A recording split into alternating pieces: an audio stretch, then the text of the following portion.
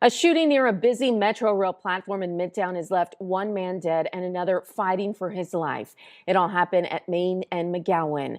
KPRC2 News reporter TJ Parker is live at the scene this morning with the latest on this investigation. TJ? Well, Kathy, police right now are still searching for that shooter who opened fire near this Metro Rail platform you see behind me here at McGowan and Main. Again, they say that shooter then took off, and hours later, still no arrests have been made. The scene has since cleared, but this is what it looked like just after 9 last night. Officers were called out to the platform there. When they showed up, Houston fire crews were already treating two men who had been shot. One of those victims was found on the sidewalk just north of McGowan near the Bremen Street sign. He had been shot multiple times and was then pronounced dead at the scene. The second man was found on the Metro Rail platform just south of McGowan next to a bicycle. He was rushed to a local hospital and at last check is in critical condition. Investigators spent hours combing through the scene, searching for evidence and reviewing surveillance video from that area. Police have not released a suspect description or a motive in this. As you can imagine, Kathy, this is still very much an active investigation. So they're asking if you know anything about this, were in the area and saw something at the time of the shooting around 9 last night, to call HPD or Crime Stoppers. That number 713-222-TIPS. We are live. Yes, so as of now, they have a suspect in mind. So let's go over into it. But it turns out that he was out on bond at the time. So let's get into it.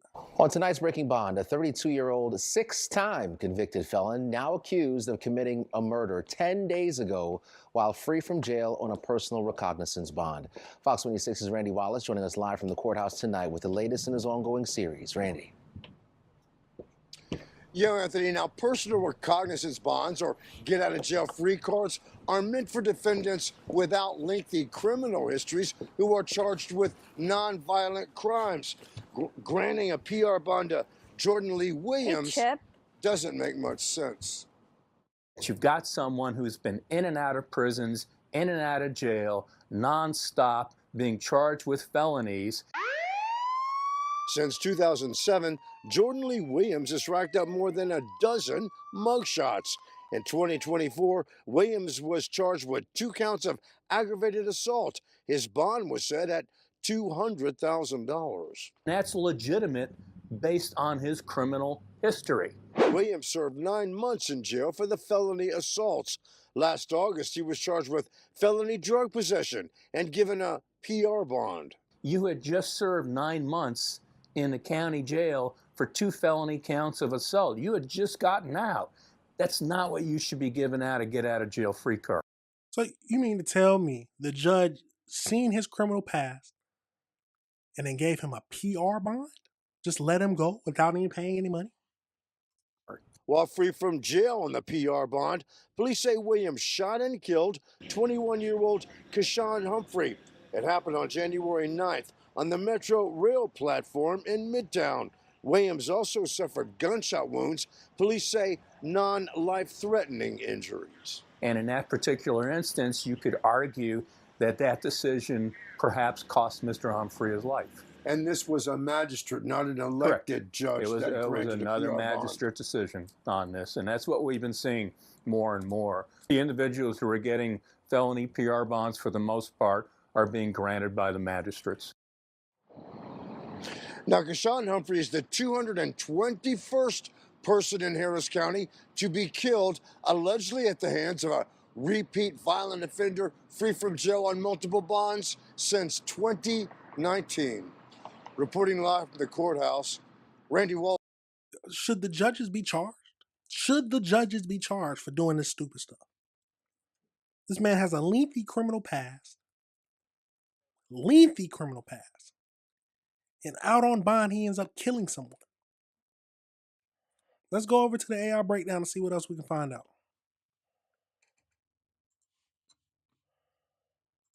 So let's pull this up.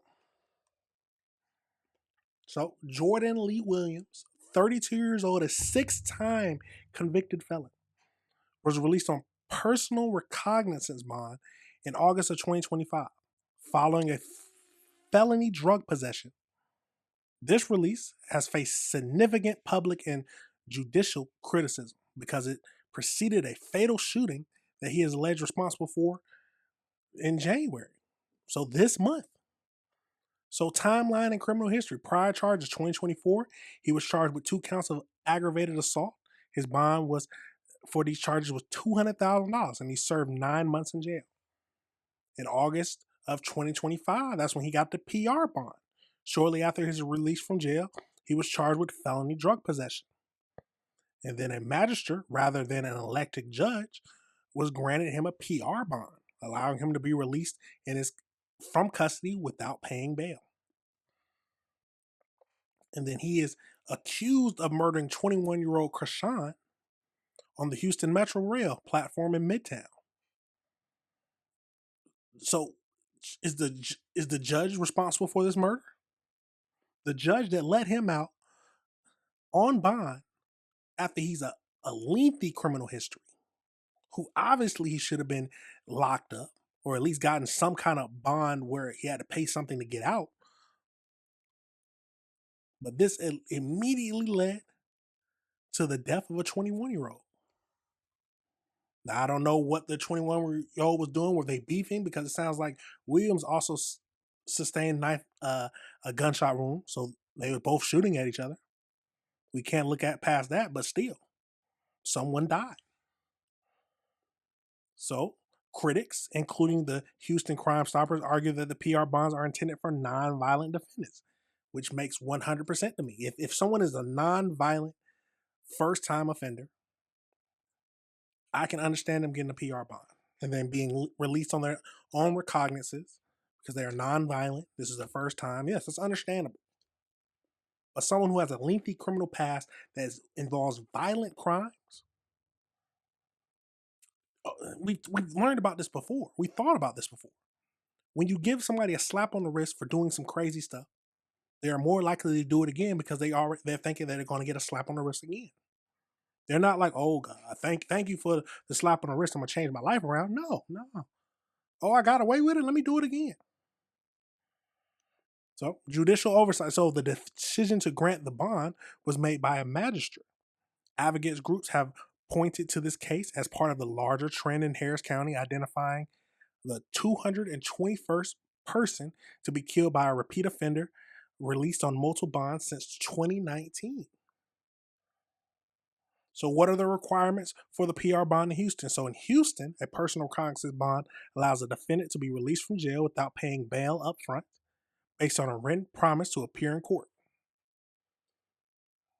If a man's a true criminal and you give him a PR bond, he gonna say I'm gonna appear and he's gone.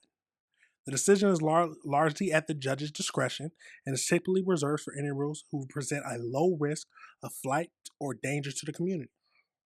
And this is the man he thought had a low risk of flight or no danger to the community. So it's usually people with no criminal history or minimal criminal history, non-violent charges, and strong community ties. So you got to have a written promise. You got to have got to comply with the conditions and provide information. So basically, must provide detailed personal information, including identification, employment, residency, and all that good stuff, so they can make sure they know where you are. But this goes again that we've lost a 21-year-old. We don't know the whole situations if they were shooting at each other, but this could have been avoided. This is a complete avoidable incident. This is what happens when you have soft on crime policies.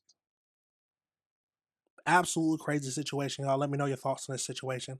Let me know how you feel about it. Do you think this could have been avoidable? Or it's just another day in the world? Absolutely crazy situations, y'all. Let me know your thoughts on that. And let me know your thoughts on anything we talked about.